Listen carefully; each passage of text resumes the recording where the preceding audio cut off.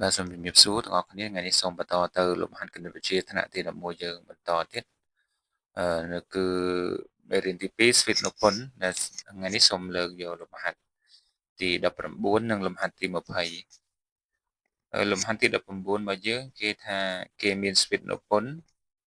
ដែលមានតម្លៃលេខ2 7 12ហើយនឹង2 5 8ចាំមានថាគេមានស្វេតនុពន្ធចំនួន2គេសួរថាតើក្នុងចំណោម121តួដំបូងនៃស្វីតទាំងពីរនេះតើមានប្រមាណតួដែលមានតម្លៃស្មើគ្នាអញ្ចឹងគេឲ្យស្វីតនុពន្ធ2ដែលមានផសងខុសគ្នាបន្ទាប់មកគេសួរថាតើក្នុងចំណោម121តួដំបូងនៃស្វីតទាំងពីរហ្នឹងតើមានប្រមាណតួដែលមានតម្លៃស្មើគ្នានេះលំហាត់ទី19ហើយនឹងលំហាត់ទី20ក៏មានន័យដូចគ្នាចឹងដែរគេមានស្វីតនុពន្ធ159និងមួយទៀត1611គេសួរថាក្នុងចំណោម296តួនៃស្វីតទាំងពីរនេះតើមានប្រមាណតួដែលមានតម្លៃស្មើគ្នាអញ្ចឹងលំហាត់ទាំងពីរហ្នឹងគឺមានលំនាំនៃការគិតការធ្វើដូចគ្នាអញ្ចឹងសូមទៅចម្លើយលំហាត់ទី19ចម្លើយលំហាត់ទី19អញ្ចឹងគេឲ្យរកចំនួនតួដែលស្មើគ្នារវាងស្វីតទាំងពីរអញ្ចឹងខ្ញុំត្រូវតាំងសិនខ្ញុំតាំងស្វីតទី1ដែលគេឲ្យ an 2 7 12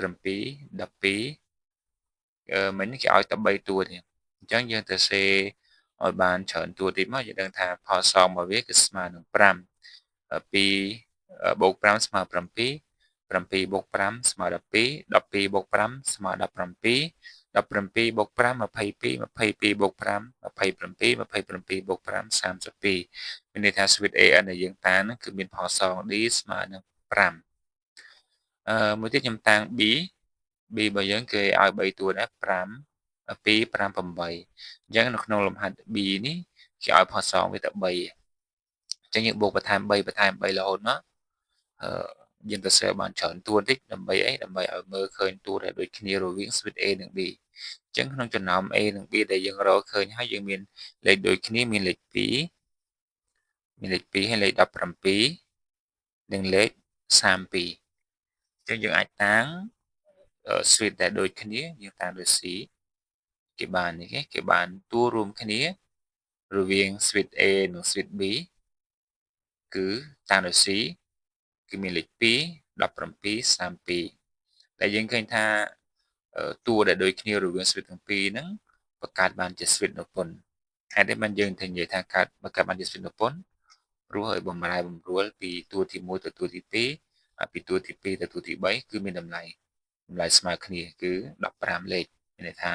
ពីតួទី1មកតួទី2 15លេខតួទី2មកតួទី3 15លេខអញ្ចឹងមានន័យថា switch ដែលយើងបង្កើតថ្មីនេះគឺជា switch នុពន្ធដែរអញ្ចឹងបើវាជា switch នុពន្ធយើងត្រូវស្គាល់អីត្រូវស្គាល់តួទី1ហើយត្រូវស្គាល់ផសងហើយនៅក្នុងនេះតួទី1របស់វាយើងតាំងនៅ C1 គឺស្មើនឹង2ហើយផសងរួមរបស់វាគឺបានមកពីតួទី2ដល់តួទី1អញ្ចឹងស្មើនឹង15បន្ទាប់ពីយើងបានស្គាល់ C1 ហើយនិង D ហើយយើងអាចកំណត់តួទី n របស់ Cn បានតាមប្រមុន switch នុពន្ធ Cn ស្មើនឹង C1 បូក n ដក1គុណនឹង D នៅក្នុងនេះយើងមាន C1 របស់យើងគឺស្មើនឹង2ហើយ D របស់យើងស្មើនឹង15យើងចំនួនចូលយើងបាន2បូក n ដក1គុណនឹង15ហើយយើងគុណ15បញ្ចូលយើងបាន 15n ដក15 15n ដក15 15ដក15បូក2ស្មើនឹងដក13នេះគឺជា Cn របស់យើងបន្តមកទៀតយើងត្រូវកំណត់ផលសងរួមដែលយើងមានផលសងរួមរបស់ switch AN យើងបានដឹងហើយពី2ទៅ5គឺស្មើសំទោសពី2មក7ស្មើនឹង5អញ្ចឹងមានថា AN របស់យើងមានផលសងរួម D ស្មើនឹង5ហើយ BN មានផលសងរួមស្មើនឹង3យើងសង្កេតឃើញថាD សំទោសឲ្យ B មានផលសងរួមតិចជាង A អញ្ចឹងបើ B មានផលសងរួមតិចជាង switch A តួទី121របស់យើងក៏យើងយកទៅតាម BN ដែរដោយសារអីដោយសារ D វាមានតម្លៃតិចជាង D របស់ A អញ្ចឹង D ដែលតូចគេថាគម្លាត120តួហ្នឹងក៏មានតម្លៃតូចដែរអញ្ចឹងយើងយក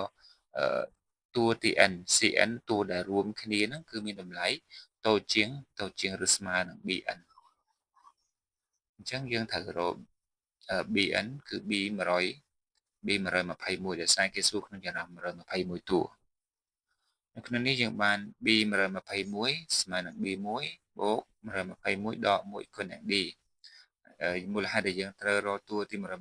ព្រោះគេសួរក្នុងចំណោម121តួតើមានប្រមាណតួដូចគ្នាអញ្ចឹងយើងត្រូវរកតើតួទី21នៃ switch b ហ្នឹងស្មើប៉ុន្មានមូលហេតុអីបានយើងអត់ព្រមរក switch 121នៃ a ដោយសារ d វាធំចក្ខណៈ d ធំ121របស់ a ហើយនិង121របស់ b 121របស់ b តូចជាងបើតូចជាងតម្លៃដែលដូចគ្នាมันអាចស្មើនឹងអត់ធំបានទេអញ្ចឹងយើងត្រូវរកត្រឹមតែ b 121បានហើយយើងឃើញ b1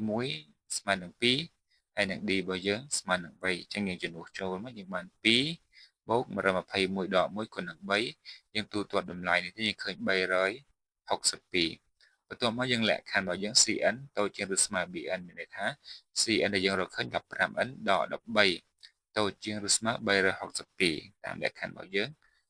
ដោះស្រាយវាសមីការទាញរកតម្លៃ n តម្លៃ n នឹងហើយគឺជាចំនួនតួដែលយើងសន្មតថាវាស្មើ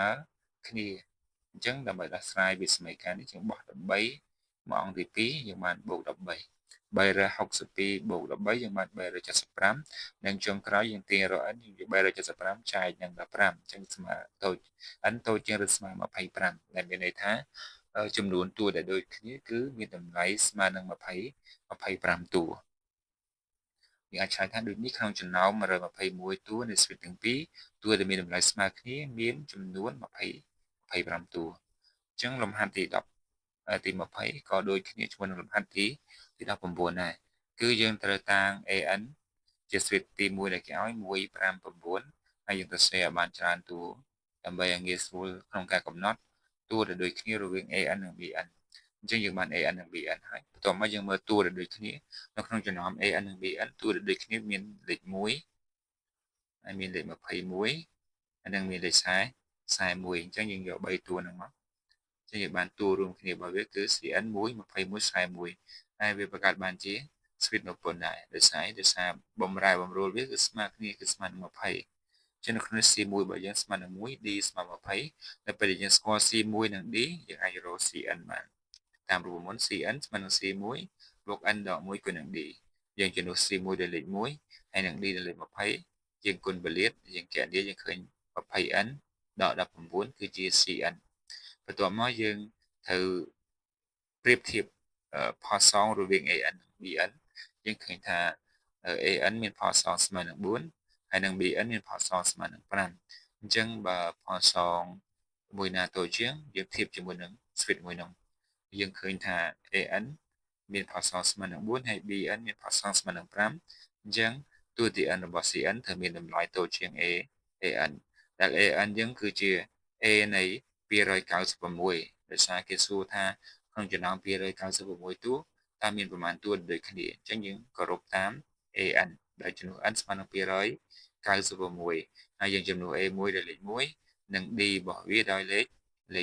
បាទលេខ4អញ្ចឹងយើងចំនួនចូលទៅយើងបានចម្លើយវាគឺ1181នេះគឺជា an បន្ទាប់មកតាមលក្ខខណ្ឌរបស់យើង cn តូចជាងឬស្មើ an ដែល cn របស់យើងគឺcn របស់យើងគឺ 20n ដល់19ហើយនឹង an របស់យើង1182តាមលក្ខខណ្ឌរបស់យើងបាន 20n ដល់19តូចជាងឬស្មើ1182បន្ទាប់មកយើងដោះស្រាយវាសមីការដោយបោះដក19ទៅអង្គទី2យើងបាន 20n តូចជាងឬស្មើ1200អញ្ចឹងយើងទីបាន n តូចជាងឬស្មើ60មានន័យថាក្នុងចំណោម296តួនៃ switch ទាំងពីរដែលគេឲ្យហ្នឹងគឺមានតែ60តួដែលមានតម្លៃស្មើគ្នាអញ្ចឹងក្នុងការកំណត់ឬការគណនា switch ចំនួនតួដែលដូចគ្នារវាង switch 2ទី1យើងត្រូវសរសេរចំនួនតួនៃ switch នីមួយៗរកឲ្យឃើញនៅតួដែលដូចគ្នាឲ្យបានយ៉ាងតិចចំនួន3បន្ទាប់មកយើងនឹងកំណត់ថាតើ3តួដែលយើងរកឃើញហ្នឹងវាជា switch អ្វីបើវាជា switch និពន្ធយើងអនុវត្តតាមតួទី n switch និពន្ធបន្ទាប់ពីបានតួទី n របស់វាហើយយើងនឹងកំណត់ផាសងដែលតូចជាងគេរវាង switch ដែលគេឲ្យទាំងពីរ អញ្ចឹងក្នុងចំណោម switch ទាំងពីរ switch ណាដែលមានផលសងរួមតូចជាងគេយើងត្រូវរកតួទី n នៃ switch ដែលគេឲ្យវាមានផលសងរួមតូចជាងគេបន្ទាប់ពីបានតួទី n ហើយយើងជំនួស n ដោយតម្លៃតួដែលគេសួរបើសិនគេសួរ296តួយើងជំនួស n នៅ296បើសិនគេសួរ121យើងជំនួសដោយ121អញ្ចឹងក្នុងការកំណត់របស់យើងគឺមានប៉ុណ្ណឹងសូមអរគុណ